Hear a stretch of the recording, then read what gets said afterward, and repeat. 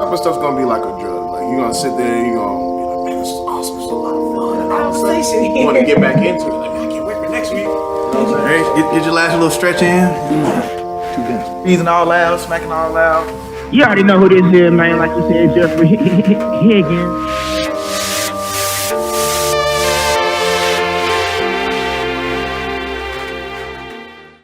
What's good, brodies and brodettes? We are back, 285 Live, with the whole squad yet again. Yet again. Messed up. Yeah, to my right, you know, I got my boy Big Bay Rico. And you know, my right hand man, Mad Dog. And then, of course, you know, all the way up top, way past Alpharetta, and then we got the boy Jeffrey, Dr. Reverend, Pastor, Brother, Professor Jeffrey Higgins. Yes, sir. That me right though. I'm glad we have it back. You know, we are live again. We are getting our recordings in, so y'all can finally see our pretty faces and whatnot. Got camera 1, camera 2. Camera 1? No, we only got camera 1 today. I can get camera 2 going, you know what I'm saying? I can get camera 2 going, you know what I'm saying? I'll get camera 2 going. Y'all want to hear us on Instagram, you know, follow us on our individual pages. We're going to pop up sometimes, you know. Yeah, you know, I'm going to go.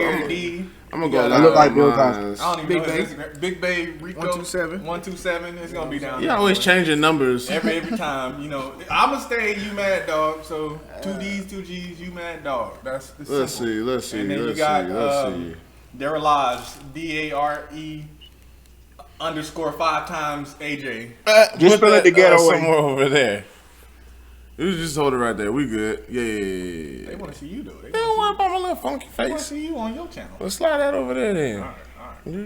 But we gonna whatever. Yeah, so yeah. again, we are back, and as you can see here, we have the hookah that we've been talking about for like the past every episode. Yeah. And now I'm gonna go ahead, if y'all don't mind, I'm gonna go ahead and take the inaugural pool. You know what I mean? So then, you know, everyone will believe me. First pull of the year. First pull of the year. Let me go ahead and make sure I don't cough on nobody.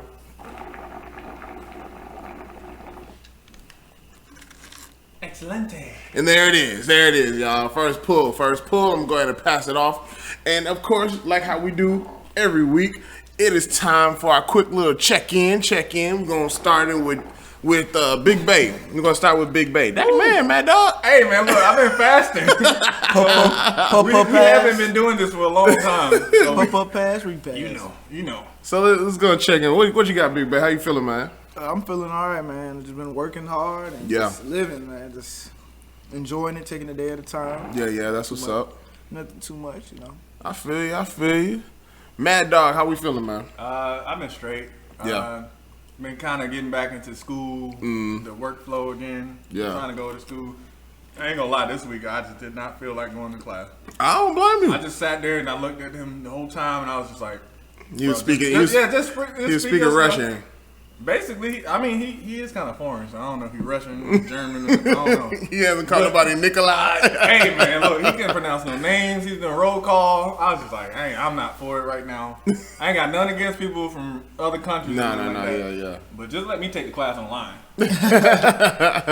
Well, we're gonna get to Big Bay. I mean, no, we're gonna get to Mad Dog and everything when it comes to the topic. I'm gonna have him set up Dr. Higgins, actually, because this is his topic. He brought it up to us. It's very important to everyone here. But my week, man, it was pretty smooth. You know, I'm training somebody at the job, and I've been training them for the past almost month now. He's getting the hang of everything that needs to be done, and it's to the point now he's getting towards the end of his program. I'm just like, hey, yo, you on your own, bro. Let's go ahead and stand over there somewhere, and I got you. As long as I can see you, I'm good. So, yeah, man, it's been great. You know, I'm setting myself up for a promotion, or you know, test for the promotion. So, when it comes to the more responsibilities, we also got, you know what I'm saying, big money. So, praying to God that we're able to get this done and get all the support. I appreciate the support that I have already. Because he needs it. All them Louis Vuitton bags he got to buy. All these used cars that's going to be on her shoulder, you feel me? Buying land, expanding, you know, yes, trying to buy the whole Conyers. Yeah, we trying to do it big, man. We trying to do it big. So, Man, let's go ahead and send it over to Jeffrey Higgins, All man. right, resident doctor. Resident Not doctor. Dr. Phil, Dr. Jeffrey Higgins. Yeah, Jeffrey that's Higgins me, report. What's going on, How's everybody? it going up there? Look, man. Hey, when it comes to life in general, man, just keep going, keep pushing. That's what I've had to do this upcoming week is really realize that life ain't. I mean, I already know life ain't nothing to play with, but boy, spend time with your family and your peoples, man, because they're all you got. So make sure you love on one another and do all that good stuff. Yeah, you get it. Amen, man, amen. So we were kind of trying to figure out what to talk about this week, and this one's kind of personal to all of us. We have our moments of vulnerability, for a better lack of a better phrase or wording, and this one kind of sits home with us, whether it has been more immediate for us or has affected us in the short and long term. So, Mad Dog, if you don't mind, go ahead and introducing our topic for the day. Yep. So this topic today that we're talking about is, like he said, it's very important to everybody. Everybody goes through something, whether it's something big or it's something small. It's personal to you. Mental health is something that's being talked about in this decade a lot more. When I was growing up, we didn't really talk about mental health at all. So we do want to take this time. We've been talking about a lot of Atlanta-centric content. Mental health is important to Atlanta as well. It's important to the development of the city. It's important for us as black men Absolutely. to keep going on through life. So we're gonna start with Jeffrey Higgins. Let him give us a rundown on the mental health. If you can define it for us, if you can, just give us something from you, like how you dealt with certain things in the past. We all just gonna do the round table of Absolutely talking about our mental health. Yeah, because we've all been through something. Yeah, man.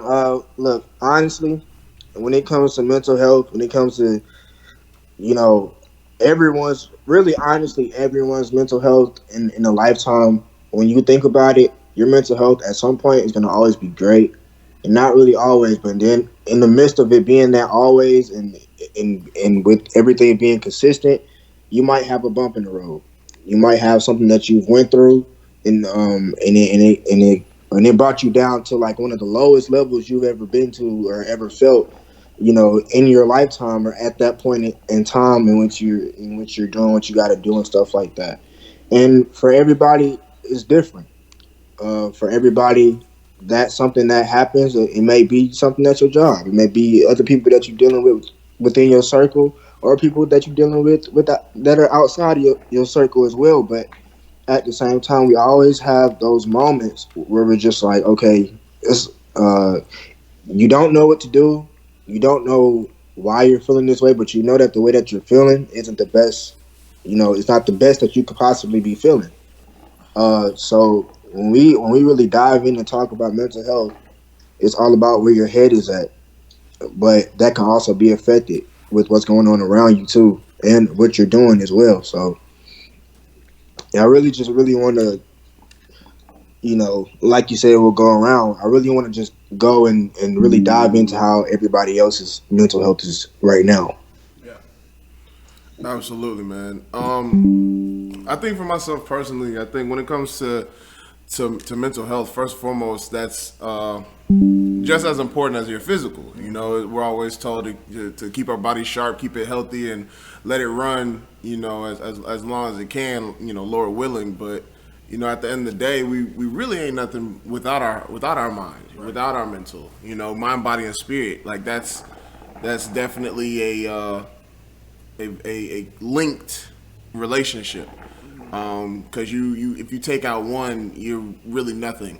And for me, I would say mental health would be just checking in with others, some level of empathy, some level of sympathy when it comes to your fellow man or woman. We're not discriminatory here, of course.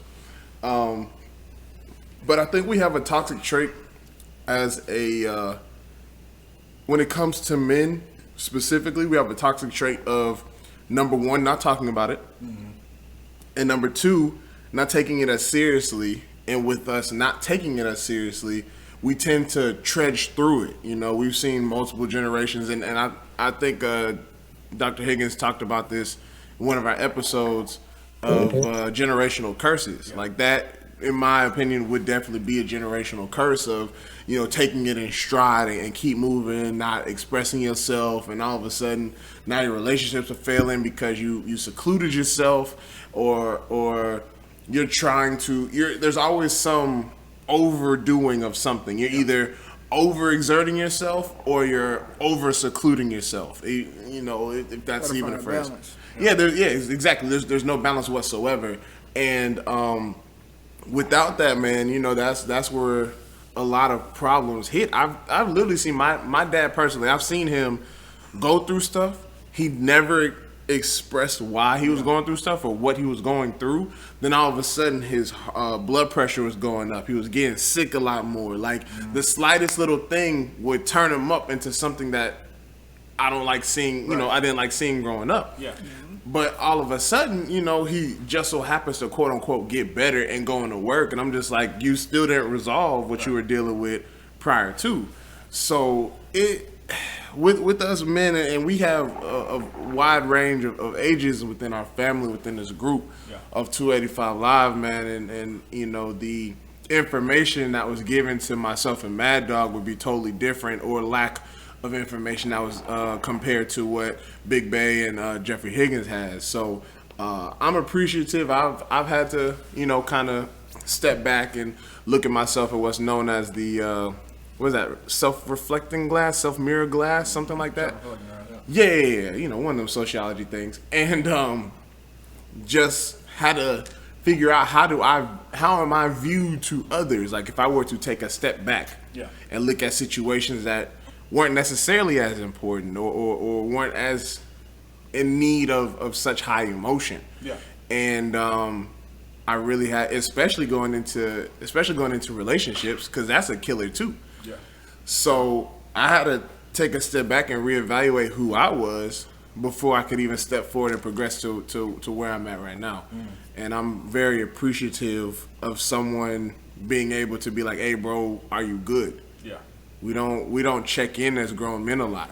I will definitely say, to your point, just going back, it is, I feel like the reason that us, mainly black men, have this issue with opening up to people, going to therapy, stuff like that, is because when I was growing up, it was like taboo to have mental issues as a male.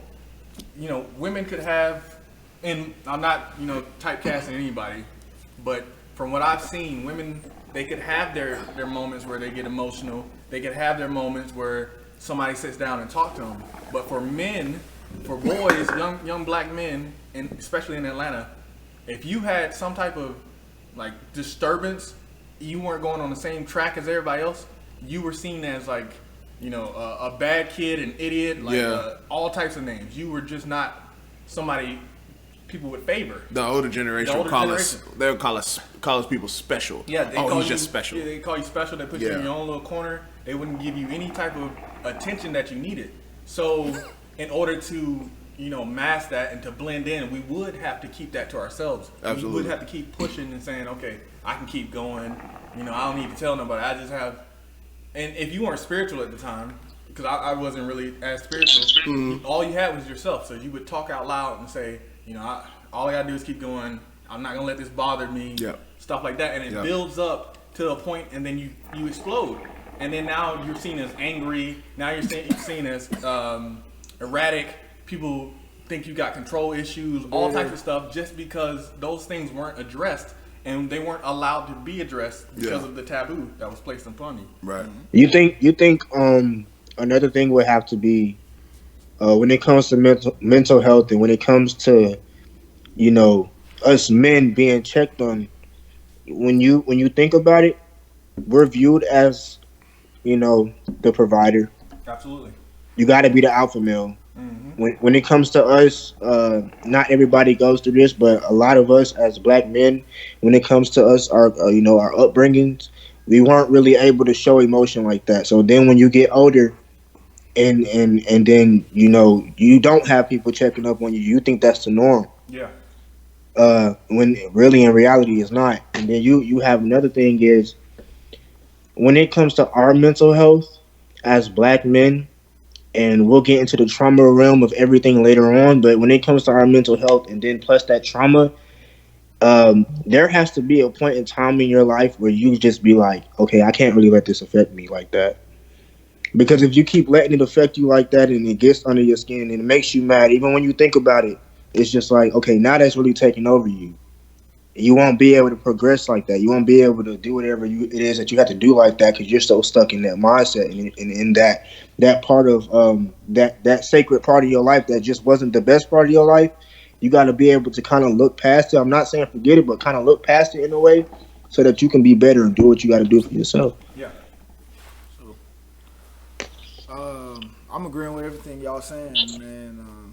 You definitely gotta, like Marshawn Lynch, you gotta take care of your mental. You gotta take care of your chicken. You know what I'm saying? Yeah, for men just in general, not even just black men, and men just in general, we're always looked to as the strong person and the person that's getting through all the hard situations. But yeah, mental health wasn't looked at how it is like now that it was back then. Back then they'd be like, oh, rub it off, take it off, but Put some dirt on that wound. put some dirt on that wound. But the whole time, the dirt that they would put on that wound was making it worse. Like a lot of our men, especially I could say in the black community in the older days, to deal with their stress and coping, not a normal way, they deal with it with drinking or drugs or lashing out on their wives or children, and that was not necessarily a good thing. Even though they would say, "Oh, that's soft if you talk about your feelings and that," but they never talked about it. They let it build up inside, and it burned like a teapot, and when it finally, just went out, they lashed out on other people. But now it's better, because people could talk to each other. It's okay to call your friends, or, I've lost 2 friends this year, last year, 2021, just at the end of the year, from suicide. Wow. So, I wish I could have told them. I mean, I talked to them. I feel like they know they could have talked to me, but I wish I could have told them, hey, man, you could talk to me anytime. Yeah. You could just call me, you know what I'm saying? Tell me to shut up and I'll just listen to you. Yeah. Because some people just need somebody to just hear them out, hear out their feelings and emotions without even giving in input. And if they ask for the input, then that's okay. But some people just need people to talk to just to let it out. You can't keep those emotions bundled up. And yeah. That's real.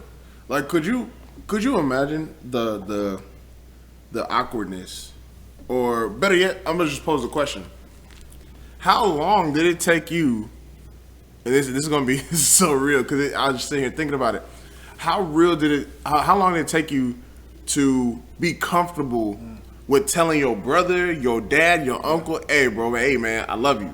You know what I'm saying? Like how we can say that. We can say that to whatever girl we talking to. We can say that to our mother. We can say it to our grandma. But how long did it take y'all personally to let you know, like to let somebody know that looks just like you? Hey, bro, I love you, man. Like not even like Honestly, play with. Honestly, I must say it took me a minute. Me personally, it took me a minute, because like growing up, even though my mom would tell me that she loved me, it's just like I'm not feeling it. Not because of I don't hear you, but you're not showing it. Like you're not showing it. And then growing up now, I'm looking for love in all the wrong places, doing all the wrong things, messing with all. Look, hey. Yeah. Look, come on now. Yeah. See, there you go. That's why I started giggling. And it messes with you. It messes with you mentally, because now you don't know. You weren't shown the proper love that you know that you are deserving There you of from go. your parents. Because that's where it starts with. That's the first thing you see when you come into this world. Your parents. There Whether you go. they're not, that's one of them. Shoot, one of them. I know at least one of them. Yeah. So Well. with that being said, it's like you not getting that. You don't know what it looked like. You don't know how it should be done, because it was never presented to you. So now you meeting new people, you getting older, you meeting new people, starting to socialize. You may know deep down inside that that's what you're feeling, but just you don't know how to show it. Yeah. Or you may not know how to how to really say it because of how how it to was say it presented and to you. actually mean it. Yeah. Yeah, so that's really one of the biggest things. And but when they say that you have to love yourself first, and you have to learn how to love yourself first, and then you'll know how to learn like love everybody else. Like Yeah. that's a real thing. That's big. Because That's you big. sometimes you got to teach yourself how to love. Like That's big. it ain't about what's presented to you. So yeah, I completely agree with you to that point because like you're asking like when do we Yeah, absolutely. so it literally took me into like my late 20s Wow. to be able to fully be like okay I'm comfortable with telling people like I'm going through something. Yeah. I'm comfortable with laying it out there Yeah. and being vulnerable because the taboo that they presented on us. Right. And it really took that the movement to say when everybody was like okay mental health is something that we need to look Yeah. at. It took that movement for me to be like okay I'm willing to step out with them and say hey these are some things that I've been through. So when Yeah. I was in the military I would tell like my soldiers I was like it's not always going to be green grass. You're not always going to see a blue sky. You're going to see some bad days, and I would relate them to the things that I went through. Like, Yeah. my biggest, moment of like when I first realized that something was going on with me. It was like in 2011 before I joined the army. I was preparing to go to the army. I had my mind set like I need to leave Atlanta. Yeah. I've mentioned this before, and then I got hives. Like my skin, it broke out for like a month straight. I had like hives. And I thought I wasn't going to be able to go to the army. Oh, wow. I thought I was going to fail. Like, I've already just dropped out of college. My parents, they're not looking at me too favorable. Yeah. Even though I was like, the smart one of the kids growing up. But right now, they're not looking at me favorable. They're like trying to tell me what I should do. And I wasn't feeling like what they were selling me. Yeah. I knew I wanted to go to the army. And that was like my way out. And Yeah. then it just like struck. I was like, my body changed. I had stuff all over me. They weren't gonna let me ship unless my body healed. Yeah. And that did numbers on my mental. Yeah. That completely it took all my confidence and threw it out the window instantly. Like I was a broken man during 2011. I say that's like my worst year that I've ever lived in my life. Wow. But just to take those experiences, to grow from them, Yeah. and then to be able to tell people that. Yeah. It's big. Because people see that as weakness. They say, "Oh, why did you have a mental breakdown? You're a grown man. Like you're supposed to be able to, just Take it. take it and keep moving." Yeah. Like no, but for real, we go through things and people don't realize it. Yeah. Like that's a skin thing. Okay, you got hives. That's not that big of a deal to a lot of people. Yeah. There are people out there who can't find a job, who can't do this, can't do that. But every struggle is different. Yeah. I don't know what you may be going through one day, you may be going through one day, but if you have something that you feel that is taken away from you, Yeah. this is the time to be able to find people who can, support you, Absolutely. who you can be comfortable with opening up to. Because if you can't open up, if you don't feel like there's nobody there, either you can go to a licensed therapist who these people have psychology degrees. They have, they learn how to empathize, Yeah. how to listen. And I love therapy. I love when I've been to therapy plenty of times for my marriage, personally, in the military. And Yeah. every time I go, I'm just like, it feels like writing in a book, and then having somebody read it and say, People need to understand it's okay. Nothing is wrong with you. yeah, If just to go see a therapist, they be like, oh, he's not mentally sane. He's not, or he's sick. he's sick. It's okay to go see a therapist because that can honestly prevent you from getting sick. So go see one. Not even that if you can't afford it, talk to someone. You can talk to your friend, your brother, or write it down. Write notes down. Yeah. Talk to yourself. And Talk to sometimes God. you got to be willing to talk to people. Like, I get it. You've been burnt in the past. You've been hurt in the past. All that stuff is stopping you from wanting to share it because you don't want to be hurt again. Yeah. that is true. That is true. That is a feeling that I've felt before. I know a lot of people have felt that. But you've got to be willing to search. You can't just give up on yourself and say, okay, I am sick. There's nothing I can do about it. Because, like I said, therapy ain't cheap, but it is a viable option. Yeah. So The thing about it is in our community, therapy is not a big like y'all both just said. Therapy is not big in our community. Cause like Mad Dog just said, you go to therapy, you're seen as weak. Oh, you ain't got it all. But really, in reality, even when we think we got it all, we really don't have it all. So it's a big thing. Going to therapy is a big thing. It's something that we should not only push ourselves to normalize, but push it to be normalized throughout everybody else as well, and making it a big thing. So Absolutely. Gentlemen, I want to ask y'all what ways have y'all found to cope with stress? Because I believe everybody can. There's things to lighten up the load. If you can find a hobby or an activity or just something new you haven't tried doing before, I believe that could load up your weight of stress. Yeah. I'll start. Just going back to 2011, the biggest factor for me to get out of my funk was I went back to church. And Mind, that's body, not, spirit. yeah, it's not a. I hate when people say like, "Oh, you're being stereotypical. You're saying that going to church is going to solve all your problems." It may not solve all your problems, but it's a starting point. You know what I mean? Like, I needed that spiritual healing. I thought it was my body. I thought it was my mental. But in reality, I was, neglecting my responsibilities of being a Christian. Yeah. Because I was a Christian. I read the Bible. I would pray, but I wasn't doing what I felt deep down that I needed to do. And I love going to church. Yeah. Like when my neighbors would take me to church, I loved being there. Yeah. So it was all, for me, I related it to God telling me, hey, it's time. It's time to change.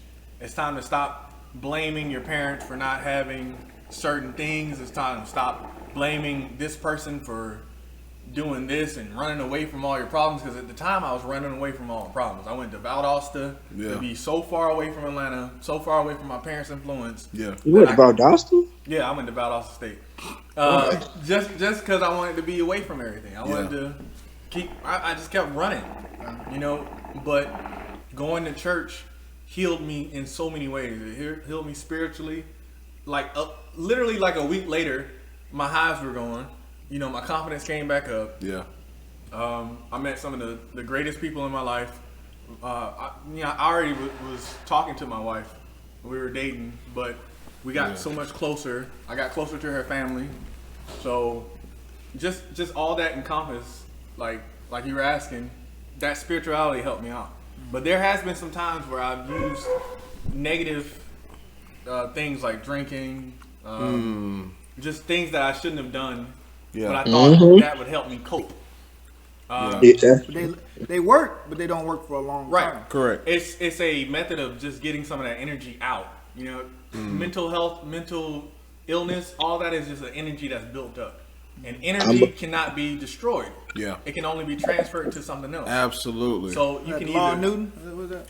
yeah. You can either build the energy up and keep it in within you, and then eventually you're gonna pop, or you can transfer it to something either positive, or you can transfer it to something negative. But it's got to go somewhere. It has to go somewhere. One thing I can say for sure, when it comes to the negative outlets that you use, like y'all just said, it's good for in the moment when you just don't want to feel it no more.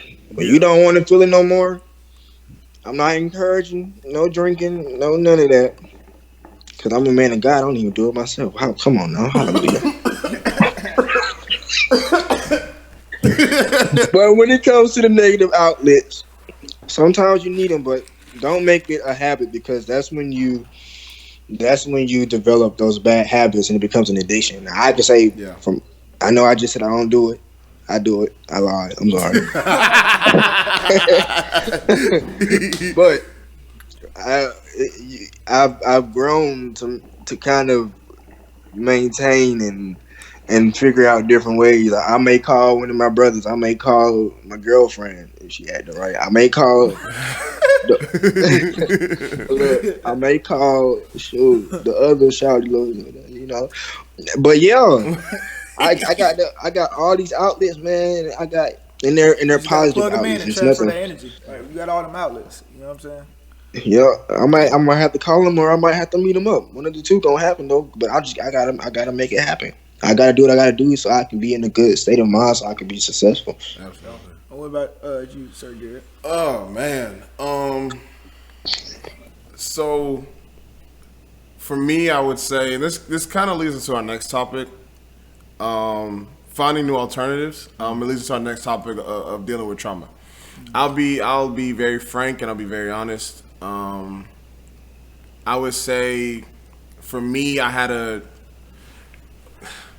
Before I break this down, I'm gonna just put this little segment out, this little nugget out. Not what you may not dub as trauma doesn't necessarily mean it's not trauma. Right. So like for me, right? Like I said, I love sports, right? I love sports. I love everything about it, right? The Falcons caused me trauma. But in all honesty, when I came out my senior year of college, I didn't know what to do anymore in terms I got my degree, all that good stuff, but my heart was in baseball, and I had an insider that was telling me like, hey man, if you got a handful of teams looking at you right now, you know what I'm saying, and as long as you play X amount of games, you put up these good numbers, then you're gonna get drafted or at least be signed as a free agent, or, undrafted free agent. Yeah. And I was like, all right, cool, you know what I'm saying, I'm gonna put in my work, I'm busting my tail, all that stuff. And then all of a sudden, college hit. I wasn't playing as much as I wanted to. I had a great hot start, and then all of a sudden I was slumping. And then once I was slumping, I just never could get right. The baseball is definitely a mental sport, and when things go left, you got to find some sort of outlet, some sort of alternate route to come about that. But to make a long story short, I didn't. I was extremely depressed. I had my first job ever. I loved it at first, but each time I would watch like the Braves play, or I would sit there and watch the College World Series, I'm saying like, man, I can still do that. You know what I'm saying? Yep. But there was no outlet for me at that time, and I gained like 30 pounds. I didn't want to leave the house. The gym was not motivation for me anymore, because I'm like, what's the point of me going to the gym if I'm not getting millions of dollars, to go along? Because my body was my investment. Yeah, exactly. So for the longest time, I was just out of it. I was just so out of it. And then all of a sudden, and then my ex at the time broke up with me too. Always women. I'm just playing. But come at me, please. But it was just rough. Like it's a lot, bro. It was a lot. Another thing for me would be like I said, talking with my dad. Just the moment of him being able to relate with what I'm going through. I've had, plenty experiences with the job that I have right now, and it was just talking to him. He wasn't there a lot. Surprisingly, as much as I talk about him, he wasn't there a lot because of the job that he had, the responsibilities that he had. Off day shifting, not that him there for major events, but he did make his way there. But there were moments where I really needed him as a man growing up. Yeah. Going into the adolescence and puberty stage and blah blah blah blah and whatnot. So,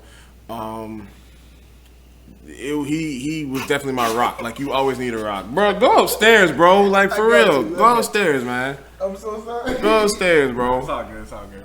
My God. Nah, take it all the way upstairs, bro. I'm sorry. Yeah, it's all good, It man. made it seem like I was laughing at the story. Mike sent me some- No, I'm saying, but bro, just put the phone down and cut this part out. Okay, no. All right, cool. I'm so sorry. Nah, take it upstairs, bro. Nah, take it upstairs, bro. And the time was so horrible because it was like, girl, you said my girlfriend broke up. I didn't laugh at that. No, yeah, I get that part. Yeah, we're gonna cut all this out. Sorry, live. Back, man. Y'all see the real unedited stuff. It happens. I But apologize. 33 to 36. yeah, that's fine. And Let me write that down in the notes. yeah, with my dad being the support block that I had, like, I can relate with my mom, of course, but it's better when someone who looks like you and Yeah. moves like you, makes things a lot easier. So you need something to relate to. You need somebody to relate to. You need that totem pole to look up to and say, you know, this is where I need to be. Like, I need an example. Everybody needs an example. Like I said, my dad was in my life, all my life. But there are some times where I felt like he was absent. Even though he was in my life, he was absent in certain portions of it. When I had to call up to him, I needed him to be there for me, and I felt personally that he wasn't. Yeah. And that sticks with you. You know, you grow up, you get into your adult phase. Yeah. And there's a hint of resentment. You're like, I don't need anybody. If my own dad couldn't be there, I don't need anybody. Right.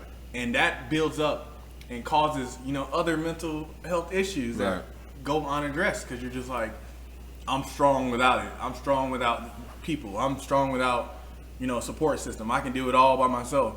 I can do it all without God. You start to get this ego. You start to carry yourself in a different light. You start to get narcissistic. You start to play people, use people. Yeah, all types of stuff builds up, and that's all a part of mental health. And people push those things aside because all people think about when they think about mental health is like mental illness. They think about crying in a corner somewhere, or not being able to go to work. But narcissism, ego, all that is a part of your mental health, because you put these conditions on yourself. Yeah. And you keep, living life like that because of traumatic events. I haven't had too many traumatic events. I just thank God for that. But there have been events that have built me, especially in my 20s. Yeah. Where I was just this kind of like a monster. I don't even like thinking about who I was back in the day. Yeah. Because I was just kind of egotistical. I had to put this shield around myself, because I felt like people used to make fun of me because I didn't have money to get Jordans. I didn't have money to get all the nice fancy clothes. My neighbors would give me hand-me-downs, and I would wear hand-me-down clothes. So when everybody was done wearing Fat Form in middle school, I was still wearing Fat Form because that's all I had at the time. Do you think that you were like when you everybody's interpretation of a monster is different at those times, because we're not all the same monster. In those times we're really low. Yeah. Do you think that you became that way because you didn't know how to cope with what it was that you were going through, and not having that outlet that you have now? Yeah, absolutely. I truly believe that, because when I did start to fill myself out, when I started making my own money, I started being more confident. And at that time, I was like talking to people all kinds of ways. I was like, F you. I'm doing whatever I want. I don't care what you think about me. Yeah. I didn't care. I just literally lived life for myself at that point. Yeah. Like this is the time when, being online was like a new thing. I know I'm aging myself a lot with this. Yeah. But it was like, I want to say 2007, 2008, when YouTube was first starting. I was one of those people on there just, arguing people just for the sake of my ego. Under the comments and stuff? Yeah, like I would see people comment something. Maybe it was like a Naruto video, and somebody would say like, "Oh, I think Ino's the best character," and I'd be like, "You stupid! Like, why would you think Ino's a good character?" Like, and I would literally write like essays worth just hurting people's feelings. Yeah. And I don't know why it felt good to me at the time, but I would do it, and I realize now, that was a part of my mental health, like declining. Yeah. Because I was letting my ego run me at the time. I was just like. And now being, in my 30s, again, now that I've grown up a little bit, and now that I found other outlets to, handle my ego, I look back at myself and I'm like, I don't like that. Yeah. I don't like that I did that. Yeah. And now I'm trying to be more positive online. I share people's stuff all the time. I'm like, instead of disagreeing, I like to try to find a common ground more often than not. But, trauma, ego, all these terms you can learn in sociology. You can learn, Yeah. psychology classes. Absolutely. You can learn it online. You got plenty of resources online to learn about mental health, to learn about, struggles of the black community. If you don't understand from inside, because maybe you're not black, maybe you're not a black man, you don't understand the things that we may think and go through daily. Yeah. Like, there are resources, there are podcasts, there are all types of stuff, so you can get that experience. And that's what we're trying to push. That's what we're trying to give you, is the experience of what we go through. Yeah. So everything ain't gonna be about sports every time we talk. Everything ain't gonna be about music. Everything ain't gonna be about family. It's gonna be about something serious. Yeah. And to get off my soapbox for the 100th time. It's all good. Any other traumatic events that you can think of? Most recently, outside of the Mr. Parker situation that I talked about with the CEO, one of my close friends at work has been back to work since this incident, since December. And the reason being was of threatening to take their own life. And it was only a certain level of traumatic for me because, like we talked about earlier, dealing with emotions and being on one end of the spectrum versus the other. Right. This particular person was going through a lot and would vent to me about it, and so I was invested in what they were dealing with and checking on them and making sure everything was good. Oh yeah, everything's great, and then I'd be like, okay, for real, like, don't lie. Like, I still remember the last conversation from last time, and just hearing that news given to me, not necessarily by that person, because of course they're going through their own thing, but when I received that information, when I got that news, like, I got scared. Like, there was a span of maybe I'll say maybe a month or two where the people that I would know, whether it be social, like I met them through social media or I know them personally, would just go off the map. Like, I would go check on them and I would get no reply. Scary. There would be times where I call it, go straight to voicemail. And with this particular person, like, I grew a tight bond with them very fast. Right. And for me to not hear from that person for a while, it freaked me out. Yeah, that throws you off. It does. So I went ahead and once I heard the news, I put my feelings aside because, again, that's not my situation.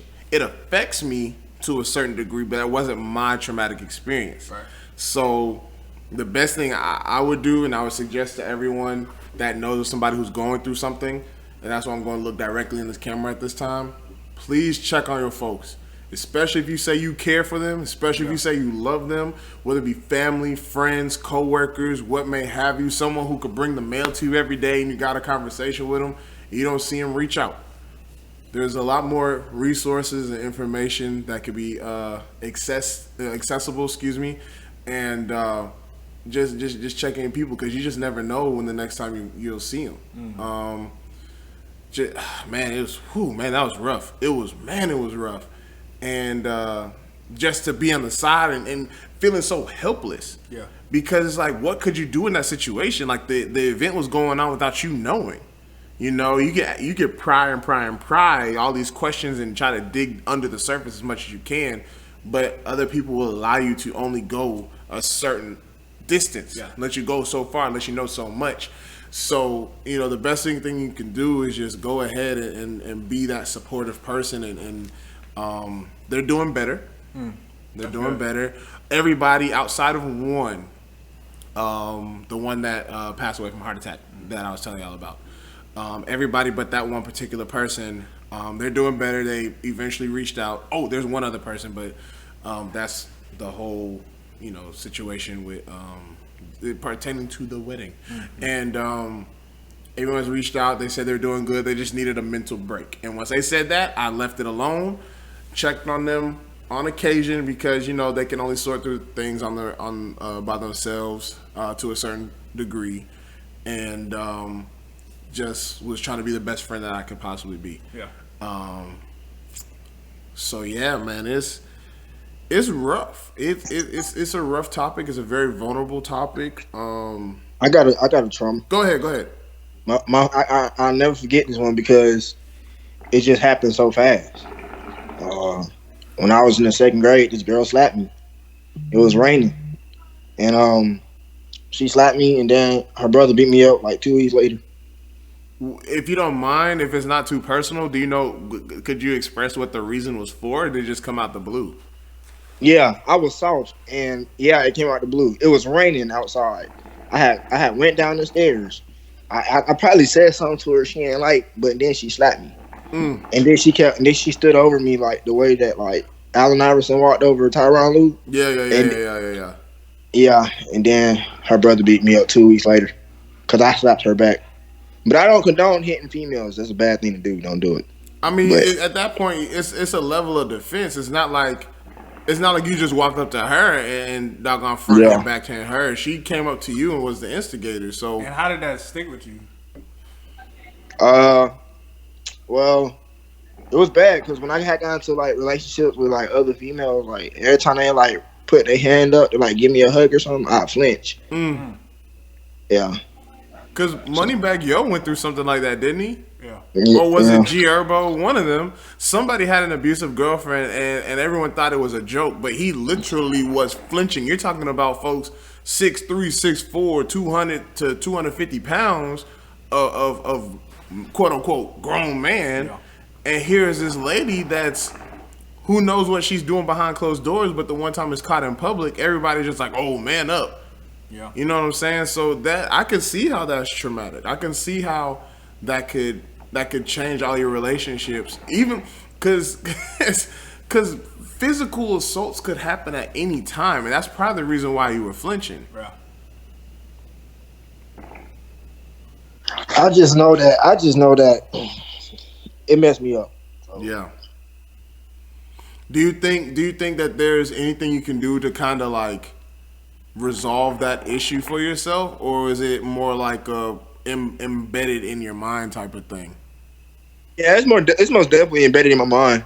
But I don't let it get to me as much no more because, I mean, like I was so young, so yeah, but still, yeah, it was crazy.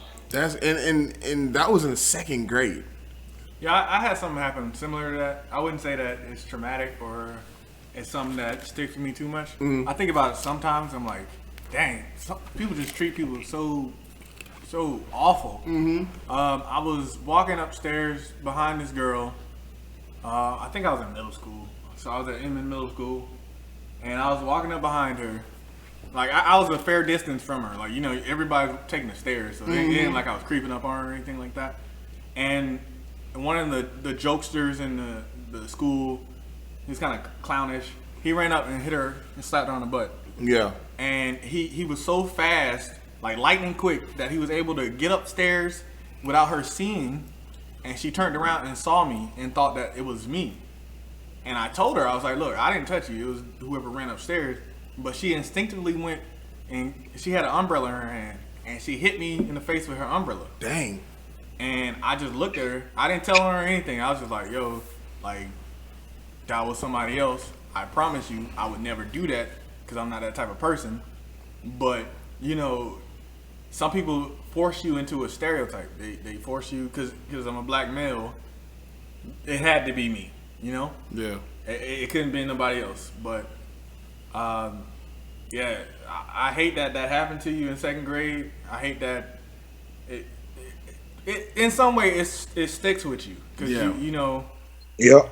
a lot of people don't realize that domestic violence is not just a man on woman thing. Man. It's not a man on man thing. It ain't a woman on woman thing. It's a anybody on any type of given situation thing. Yeah. And that can stick with you because I know for me, I don't condone that at all, and I don't want to. Like even the angriest I've gotten, I've never thought about hitting my wife. I never thought about Never. putting my hands on anybody like that. Because I know the consequences of it. I know that's not a cool thing to do in the first place. Yeah. You know, it can be just even if it's my brother or you know one of y'all. I'm not gonna put my hands on you if I got a problem with you. I'm gonna talk to you. Yeah. Talk like if we somebody close. Now if it's somebody in the streets, Yeah, I can't speak for them, it bro. ain't Like, domestic violence at that point. It's just good old fashioned good hands. Hands. Good like, hands. Sorry, but yeah, we're gonna wrap up this first portion of it. You know, we got a little hot and heavy on this topic. Yeah. It's a good topic to talk about, though. You can't be scared to talk about it. Absolutely. You can't be scared to be vulnerable with people you trust. Yeah. You know, and I trust these guys with my life. Yeah, You know, absolutely. I would go to war with these folks. Absolutely. They're my brothers. You know. Just don't have me in the front line. Nah, we can't have you in the front line. Nah, you gotta stick to your role, man. Yeah, Get boy. some role players.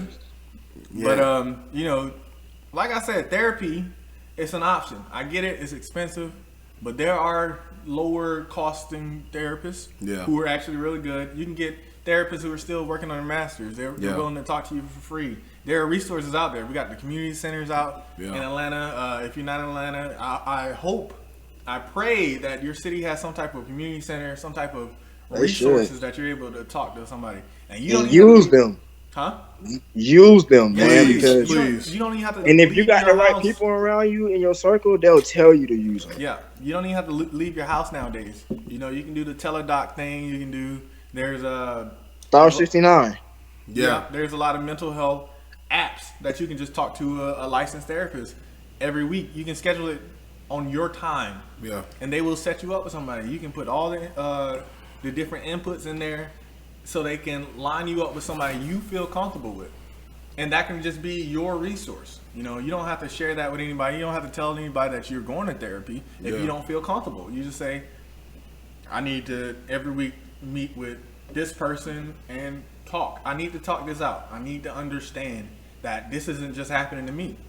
You know, because if you study psychology and stuff like that, they will literally define all the trauma that you're going through, and then you'll be like, Wow. I didn't know that's that was a crazy. thing. I didn't Yeah. know this was a thing for everybody. Yeah. You know. But any final remarks from the panel before we go on our ad break? Yeah. Yeah. Yeah, I got one. Go ahead. If you're not going to do better for yourself, like if you're not doing something that you know will be better for you because you're so infatuated with the outlooks of like how other people would perceive you or look at you, then you really have to sit down and have a real talk with yourself, because if you want what's better for you, you'll do what's better in order to get theirs. So Absolutely. Absolutely, man. That's very, very powerful right there.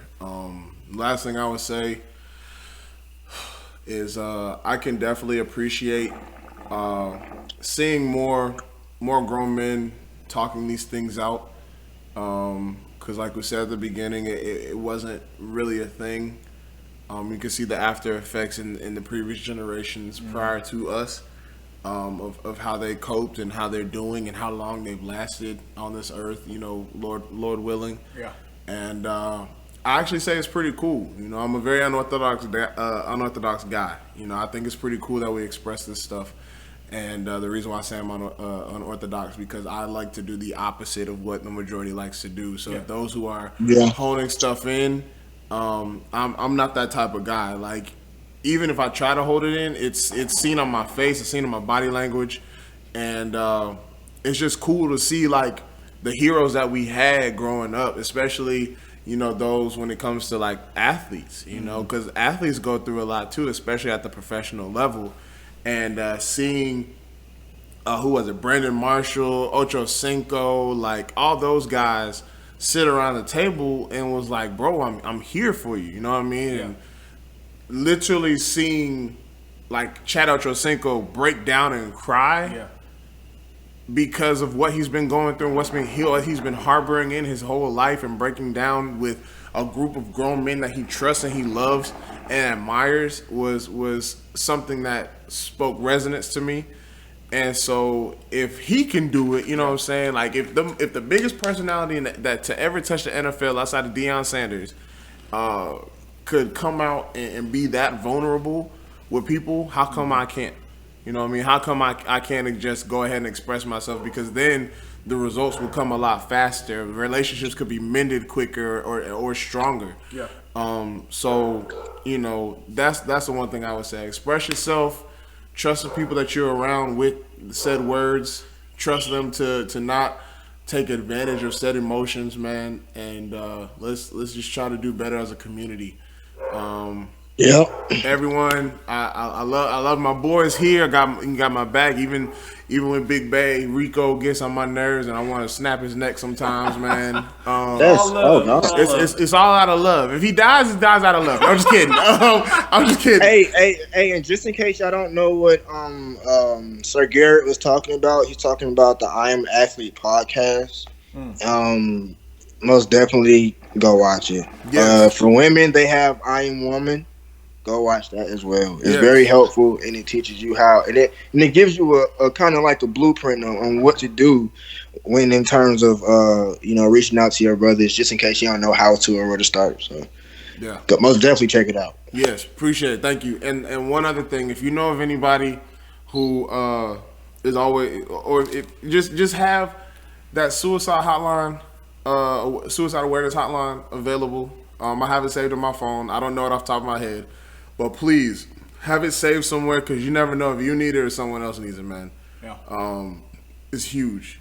It's huge. God, if God didn't call you yet, that means He has something for you. Yep. He has something for you, man. So on that note, thank y'all. If thank y'all for being here for the first half or whatever.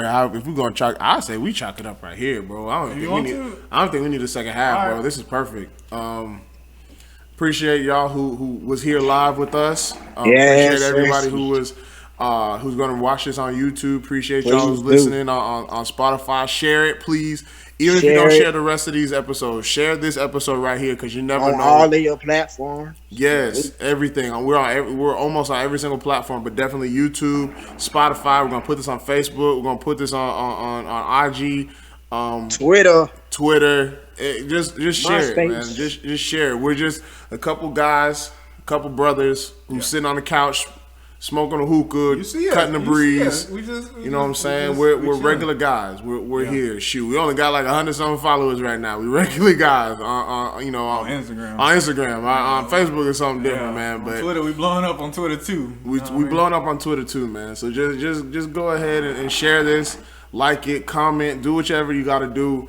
But please get this message out because this message cannot be shared anymore. Like there's kids nowadays at the age of 5 who are going through things who just don't know how to properly express themselves. But they're here. They're seeing this type of thing as a way out, and they don't even know what life has in store for them yet. So please go ahead and pass this along, man. We love y'all. We thank y'all so much for listening. Tune in next time for our next episode. I promise you it's going to be more uplifting or more mentally provoking. Yeah. So in the words of Sir Garrett, put your seatbelts on, cut them headlights on, put your car in doggone eco mode, slow down because it's raining out here. Use your blinkers and get up off your exit. And stay out To of the go snow. forward, use your reverse. Use- reverse. Reverse out. If it looks bad, reverse out. Go over the little ridge lines and get off on your exit, man. And stay out the HOV lane if you ain't supposed to be in it. Stay out that HOV, man. 285 live. We are out. Have a good one. Peace.